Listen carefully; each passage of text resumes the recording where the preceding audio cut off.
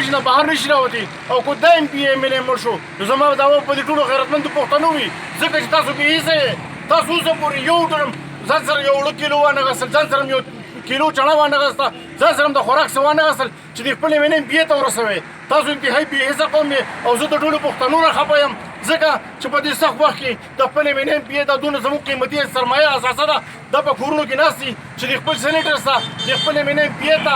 چې راشن مونږ کورونو ته ورسوو دا زموږ د عزت سوال دی ځکه چې دوی له مونږ موټ ورکړی دی مونږ منتخب کړي دي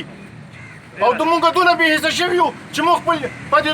20-25 ورځو کې مونږ یو مینم بیا ته تر اوسه پورې کور ته راشن ونه رسوو د دې مطلب دا دی چې دا پښتانه صرف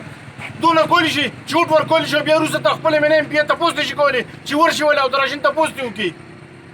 دا غریبانه خلک خو ټوله ورځ بهر ګرځي دې ته خو کرونا څه نه وایي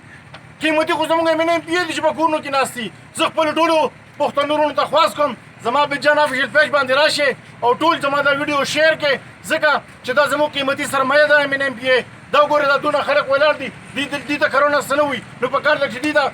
خپلې مینم بیا ته راشن هم کور ته ورسوي که نه